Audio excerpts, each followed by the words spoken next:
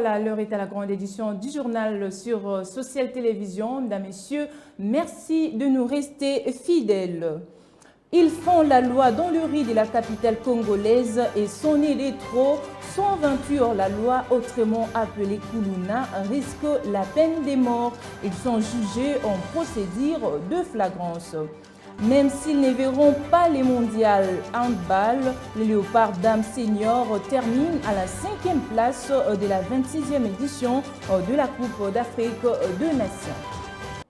Bienvenue dans ce journal. Le président du Sénat, Jean-Michel Samalou Kondé, a échangé le jeudi 5 décembre 2024 avec la délégation du sous-comité pour la prévention de la torture. Question d'écouter son plaidoyer sur d'autres peines ou traitements inhumains. C'était dans son cabinet de travail. Élisée Ouamara nous en parle. Le chef de cette délégation, Ahmed Saloum Diakati, a expliqué d'entrée de jeu que le sous-comité pour la prévention de la torture est un des mécanismes des Nations Unies chargé de la prévention de la torture et autres formes de mauvais traitements. Il a commencé ses travaux en février 2007. À ce jour, 93 États de toutes les régions du monde ont ratifié et adhéré au protocole facultatif se rapportant à la Convention des Nations Unies contre la torture. Ce protocole donne au SPT le droit de se rendre dans tous les lieux de privation de liberté de ces États et d'examiner le traitement des personnes qui y sont placées. Au sortir de l'audience, Ahmed Saloum Diakati a souligné que la démarche de la délégation consiste à accompagner le pays à mettre en place le mécanisme de suivi contre la torture sur le plan légal. D'où cette rencontre avec le président du Sénat, Jean-Michel Samalou Kondé, par où le projet de loi relatif devra passer après son adoption au Conseil des ministres. Nous sommes là pour montrer effectivement que nous sommes prêts à les accompagner dans toute la procédure et à la fin de la procédure, s'y mettre en place un mécanisme, à les assister avec le fonds OPCA, nous avons la représentation des Nations Unies qui sont là et éventuellement avec des capacités de building, renforcement des capacités pour tout ce qui concerne la prévention de la torture. Notre comité est un comité de prévention de la torture, pas un comité qui prend en charge les plaintes ou bien des cas au cas. Nous faisons une démarche systémique. On analyse une situation, on essaie de trouver des solutions pour que tout ce qui peut entraîner la torture puisse être vraiment rayé complètement. Nous sommes travaillons en collaboration avec les États, un dialogue avec les États, et nous sommes tenus par la confidentialité. Tout ce que nous faisons, se faisons dans la confidentialité avec les États. Ici est de signaler que le président Samalou Kondé était accompagné dans cette audience par le président de la commission ad hoc, l'honorable Lodi, par ailleurs président de la commission PAJ. La question sur l'évolution de l'état des sièges au Nord Kivu et en Ituri, on en parle dans ce journal.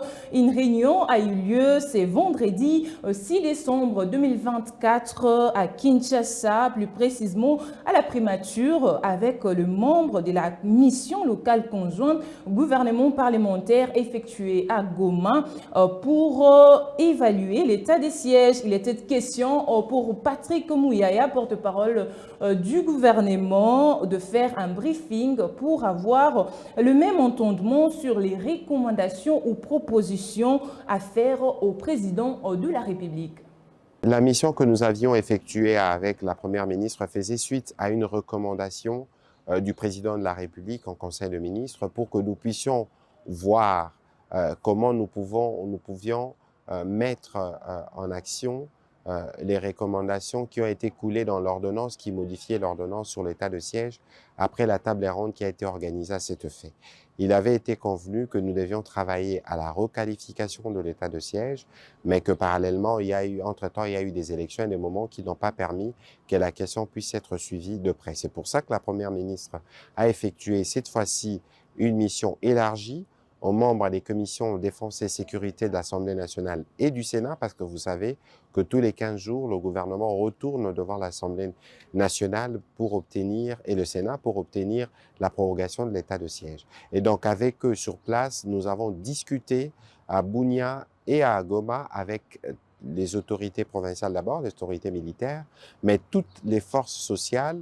Et aujourd'hui, il était question pour nous de refaire un briefing comme initialement prévu par la Première ministre, de sorte que nous puissions avoir le même entendement sur les recommandations et sur les propositions à faire au président de la République et commandant suprême. C'est lui qui décidera en dernier ressort de comment on requalifie l'état de siège, de sorte que les préoccupations exprimées par nos populations puissent être prises en compte et puissent être vues dans ce qui sera fait pour la suite à réserver à l'état de siège.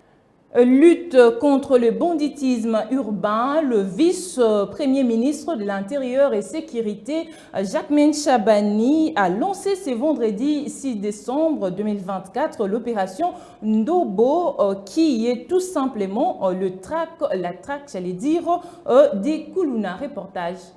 C'est le vice-premier ministre, ministre de l'Intérieur, Sécurité, Décentralisation et Affaires coutumières qui l'a annoncé ce vendredi 6 décembre dans la salle Virunga à l'immeuble de la territoriale au cours d'une réunion d'évaluation des opérations de la police nationale congolaise pour lutter contre le phénomène Koulouna et l'action de la police sur la mesure sens unique pour lutter contre les embouteillages dans la ville de Kinshasa, à savoir l'opération Ndobo. Selon le vice-premier ministre, ministre de l'Intérieur, Jacquemain Chabani, vise à traquer et maîtriser les Koulouna par la police afin de les déférer devant la justice pour être jugés et condamnés en flagrance au cours des audiences foraines qui doivent s'organiser en cycle régulier conformément aux instructions du chef de l'État, Félix-Antoine Tshisekedi Tshilombo. Oui, nous avons convoqué aujourd'hui une réunion avec le commandement de la police nationale congolaise et le commissariat provincial de la ville de Kinshasa avec tous les commandants des différentes communes.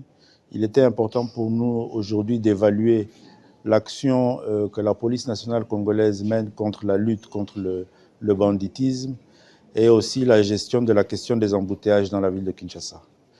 Nous avons évalué les différentes opérations menées déjà à ce stade ici par la police nationale dans la ville-province qui est la ville pilote parce que ce phénomène de banditisme urbain concerne un bon nombre de nos grandes villes et un plan opérationnel a été mis sur pied depuis quelques mois. Et il nous fallait évaluer cela. L'évaluation a donné des résultats positifs, mais nous avons décidé avec le commandement général de la police de passer à l'étape supérieure.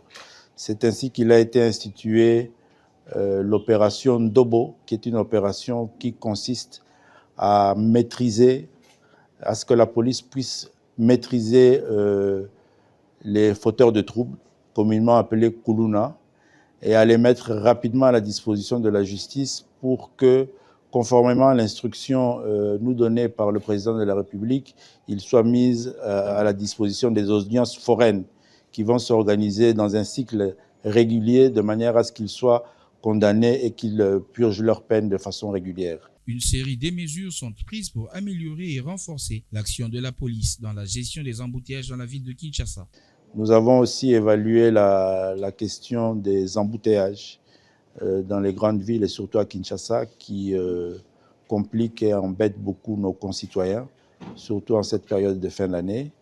Nous avons sollicité des rapports qui vont nous permettre à ce qu'au cours d'une réunion ministérielle en début de semaine prochaine, des options soient levées pour améliorer et renforcer la gestion des embouteillages. L'opération Ndobo va s'étendre sur plusieurs provinces de la République démocratique du Congo qui sont touchées par l'insécurité liée à la criminalité. Parlons justice. Dans ce journal, l'opération Zéro Koulouna lancée par Constant Moutamba, ministre de la Justice, c'est vendredi 6 décembre 2024. 128 hors la loi, dont 2 militaires, ont été jugés en procédure de flagrance dans la commune de Kimbantseke. Certains de ces malfrats seront condamnés à mort pour terrorisme. Et d'autres, par contre, seront transférés dans des prisons de haute sécurité. Conformément à l'annonce faite par le ministre de la Justice, Constant Moutamba, à cette approche de festivités de fin d'année, le gouvernement a renforcé des mesures pour lutter contre l'insécurité urbaine et les nuisances sonores diurnes et nocturnes. Débutée depuis le mercredi 4 décembre 2024, l'audience foraine a été organisée encore ce vendredi 6 décembre 2024 dans le district d'Itchangou, plus précisément dans la commune de Kimbantseke, où 128 hors la loi, dont des militaires, ont été jugés en procédure de flagrance. D6. Section pédagogie générale. Voilà. Pourquoi moi je Mélanie Yombo. Mélanie Yombo. Yombo. Vous en avez un abonné? Ah, Nissan. Vous êtes soldat? Voilà, soldat. Militaire d'ailleurs? Première zone de défense. Première zone de défense. Oui. Vous en avez grade? CPL. Oui. Numéro matricule d'ailleurs? 19. 91. 12. 13. 95. 60. Notons qu'après ces jugements, certains malfrats seront condamnés à mort pour terrorisme et d'autres, par contre, seront transférés dans des prisons de haute sécurité. Parlons santé dans ce journal. La zone de santé à 407 km de Kenge est frappée par une maladie non autrement identifiée qui a fait déjà 27 morts dans les volets Mpox. On note une baisse de 50% de la 48 à la 49e semaine. C'est l'essentiel de la conférence présidée par le ministre de la Santé. Titi Bakomba nous en parle. Zone très reculée, alerte donnée en fin novembre. Et l'enquête montre que le phénomène a commencé fin octobre. Et ce phénomène a fait 27 décès dans les centres de santé et à peu près 44 décès, si c'est confirmé, dans les communautés, caractérisés par un syndrome qu'on voit régulièrement, c'est-à-dire fièvre, toux, le nez qui coule, les céphalées, les courbatures et l'anémie, et qui sévit en touchant plus les enfants, parce que les enfants de moins de 5 ans sont à 40% concernés dans le phénomène. Voilà à peu près la situation à ce jour de ce qui se passe dans le Congo. Nous regardons depuis la semaine 39 ou 40 jusqu'aujourd'hui, c'est la stabilité vers le bas. Donc on voit plutôt que le nombre de cas suspects qui nous sont rapportés et sont un peu plus bas que quand on était vraiment dans le pic.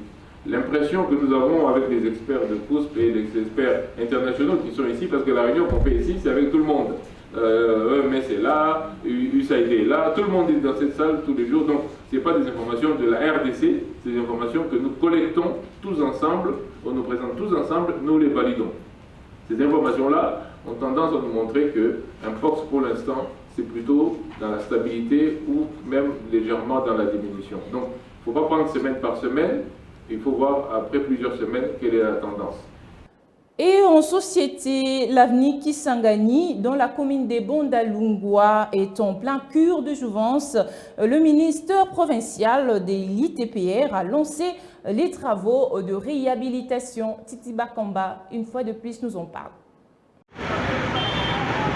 Les usagers de l'avenue Kisangani perpendiculaire à l'avenue Kassavubu à la hauteur de Bandal Chibangu peuvent lancer un ouf de soulagement. Le ministère provincial des infrastructures, travaux publics et réhabilitation a procédé aux travaux de la réhabilitation de cet axe routier. Sur place, l'équipe de travail a procédé au bitumage pour redonner vie à cette avenue. C'est sans relâche que les travaux financés par le gouvernement provincial de Kinshasa sont effectués. Une fois la réhabilitation achevée, l'avenue Kisangani facilitera la circulation des véhicules venant de Victoire ou Bandalungwa d'atteindre Kitambo magasin sans tomber dans les bouchons qui s'observent au niveau de station ML Ma Campagne. Notons que les travaux de réhabilitation se font sur plusieurs axes de Kinshasa afin de mettre fin aux interminables embouteillages dans la ville de Kinshasa, une détermination du ministère de Transport et Voies de Communication.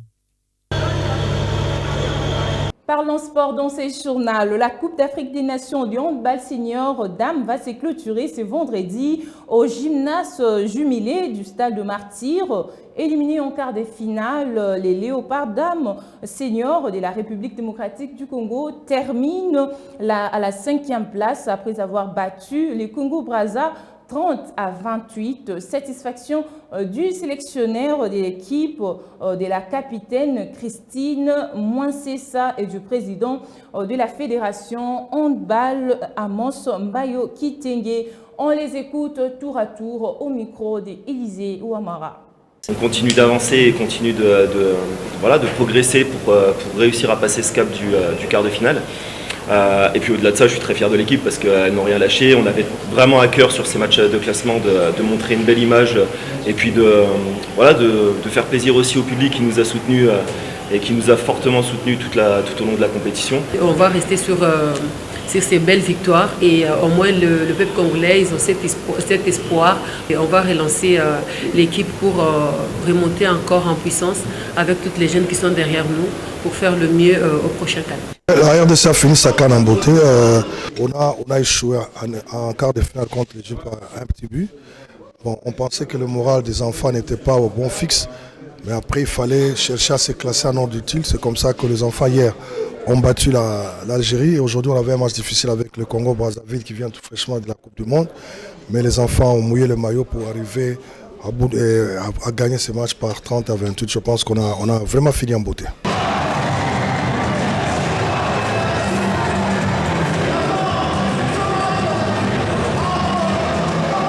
Et pour boucler ce journal, la deuxième journée de la phase de groupe de la Ligue des champions de la Confédération africaine de football, l'AS Maniema Union, représentant la République démocratique du Congo, va affronter la Raja de Casablanca du Maroc le samedi 7 décembre 2024 en conférence de presse d'avant-match. L'équipe du général Amissi Gabriel s'est dit prête et fera de son mieux pour raccrocher et apporter la victoire. On écoute le coach principal et un des joueurs de la team de Noir et Blanc.